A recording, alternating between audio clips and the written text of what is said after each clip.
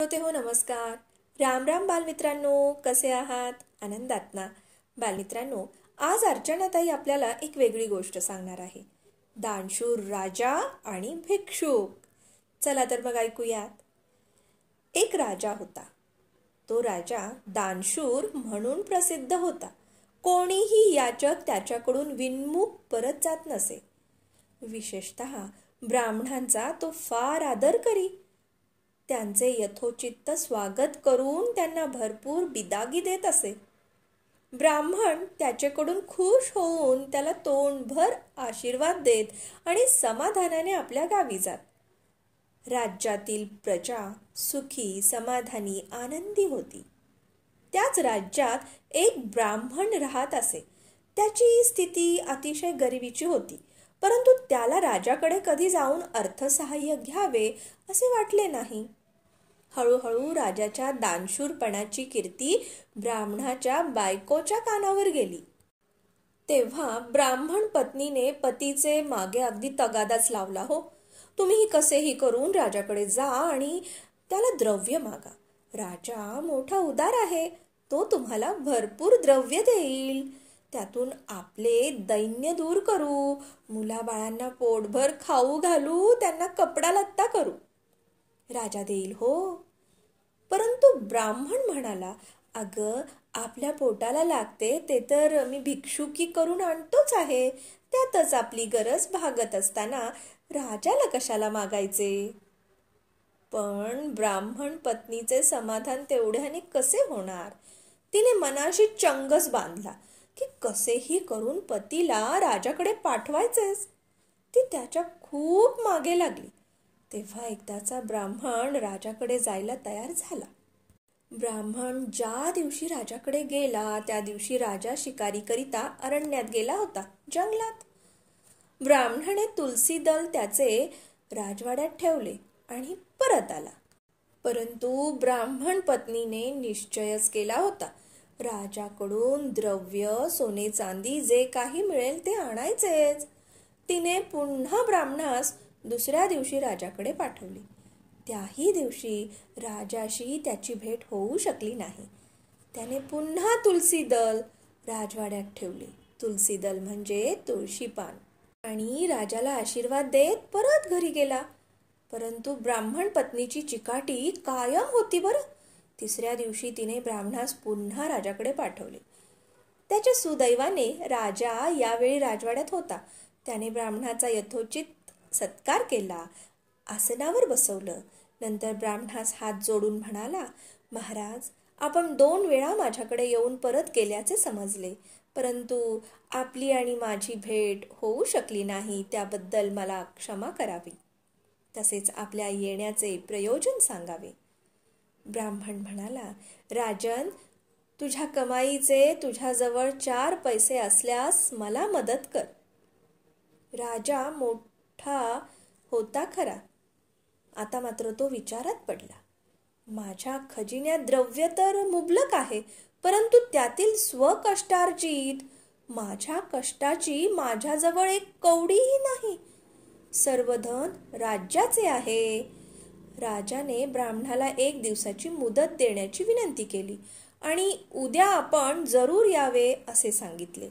नंतर लगेच राजा आपल्या महालात जाऊन कपडे बदलून दुसरे जुने आणि फाटके कपडे अंगावर घालू लागला.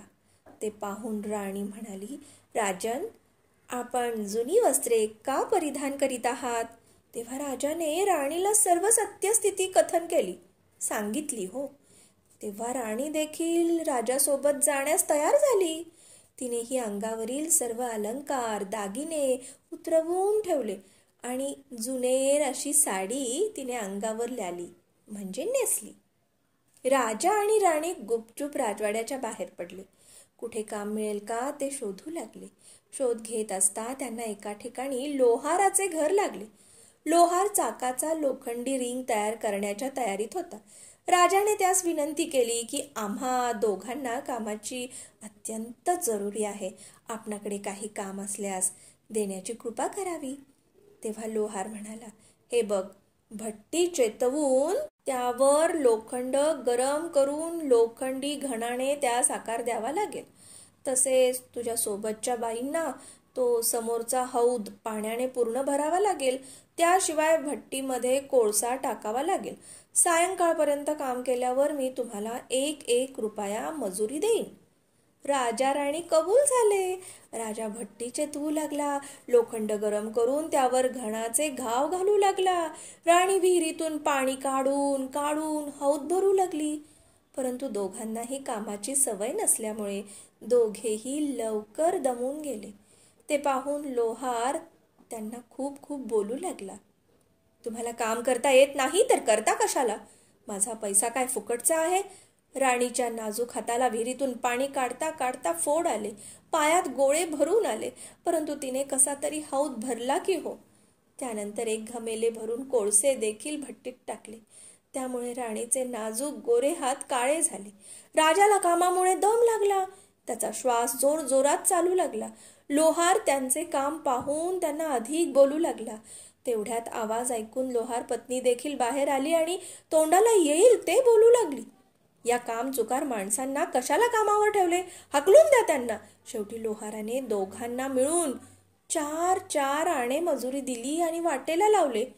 पैसे मिळताच राजा राणीला खूप आनंद झाला. खूपच आनंद. ते दोघेही महालात परत आले.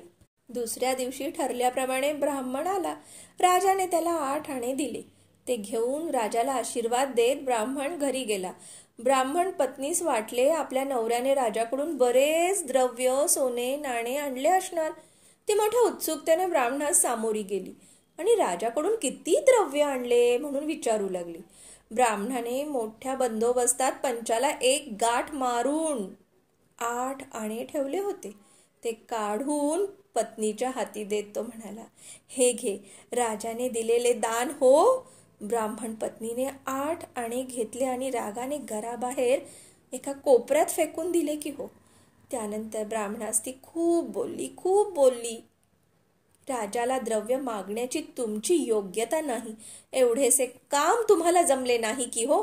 तुम्ही राजास द्रव्य मागितले असते तर 7 पिढ्या पुरेल एवढे द्रव्य राजाने तुम्हाला दिले असते.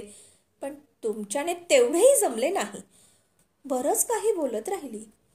काही दिवसाने त्या पैशावर थर जमत ते मातीत गाडल्या गेलं बरं. ही गोष्ट सर्व विसरून गेले. काही दिवसांनी त्या जागी 2 झाडे उगवली. दोन्ही झाडास भरपूर फुले येत होती आणि ती सुकल्यावर त्यातून चांगले टपोरे मोती गळून पडत. ब्राह्मण पत्नी तो सगळा प्रकार बघत तर होती खरी, मात्र कचरा समजून एका बाजूला घरात कोपऱ्यात ढीग लावून देत असे. असे करता करता खूप ढीग जमला. एक दिवस घरात भाजीसाठी काहीच नव्हतं. दारावरून एक भाजी विकणारी बाई चालली होती. ब्राह्मण पत्नीने भाजीवालीस बोलावले आणि तिला म्हणाली, मला भाजी पाहिजे, परंतु विकत घ्यावयास माझ्याजवळ पैसे नाहीत. परंतु घरात वाळली फुले आहेत, ती तू घेऊन जा आणि मला भाजी दे. भाजीवाली म्हणाली, प्रथम बघू तर दे तुझी फुले कशी आहेत ती. तेव्हा ब्राह्मण पत्नीने तिला फुले आणून दाखवली. त्यातील टपोरे मोती पाहून भाजीवालीचे डोळे दिपले की हो.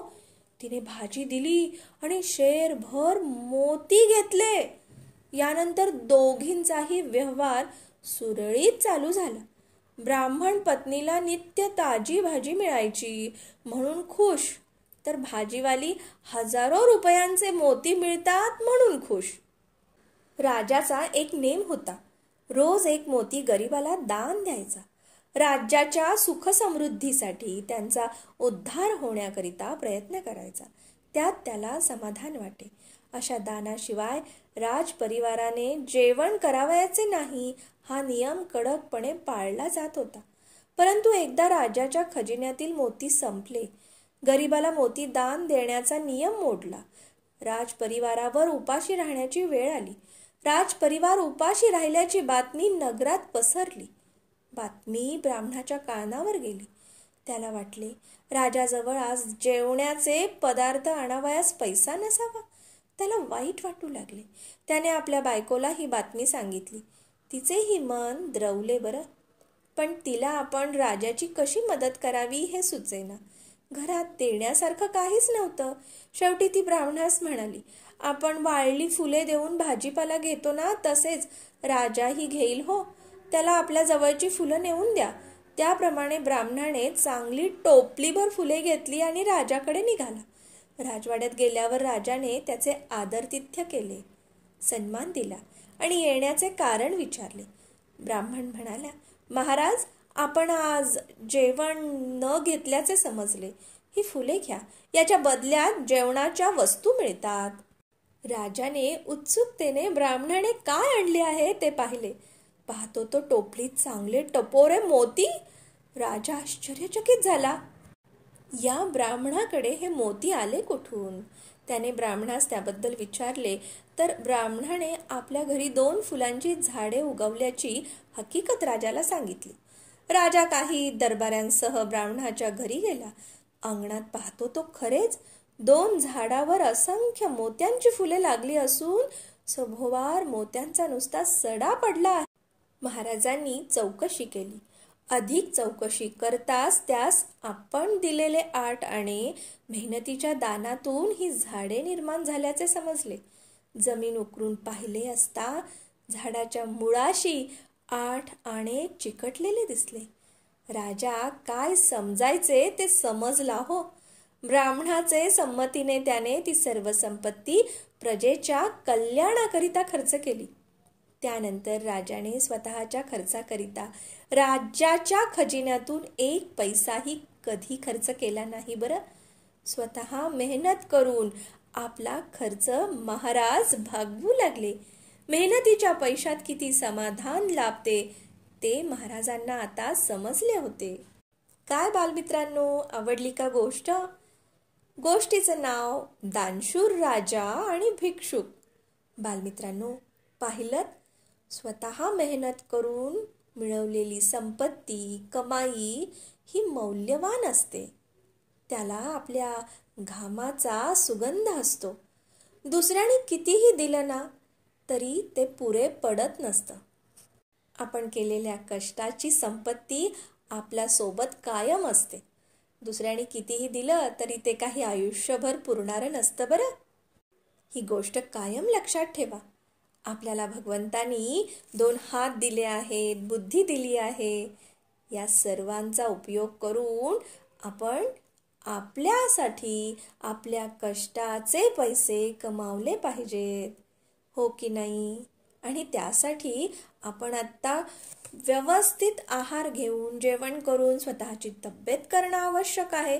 कारण पहा, राजाला, राणीला काम करताना कसा थकवा येत होता. म्हणजे आपल्याला कामाची सवय हवी, म्हणून आपल्याला मेहनत करणं ही गरजेचं आहे की नाही, म्हणजे व्यायाम. त्यामुळे व्यवस्थित पोटभर जेवण करणं, व्यायाम करणं आणि त्याबरोबरच अभ्यास करणं देखील खूप महत्त्वाचं आहे. कारण जशी मेहनतीची कामं असतात तशी बुद्धी वापरून करण्याची कामंही असतात बरं का. त्यामुळे याचा आपल्याला सुवर्ण मध्य साधणं खूप आवश्यक असतं. त्यामुळे व्यवस्थित जेवणं, व्यवस्थित व्यायाम करणं आणि व्यवस्थित भरपूर अभ्यास करणं आवश्यक आहे. हे तर आता तुमच्या लक्षात आलंच आहे, हो ना? बालमित्रांनो, ही गोष्ट लिहिली होती चंद्रकांत कस्तुरे यांनी आणि गोष्ट आपल्याला सांगितली आपल्या अर्चनाताईने, म्हणजेच अर्चना अभिजित भांडारकर. उद्या आपण भेटणार आहोत नवीन गोष्टीसह. तोपर्यंत काळजी घ्या, स्वस्त रहा, मस्त रहा. वंदे भारत, जोडो भारत. धन्यवाद.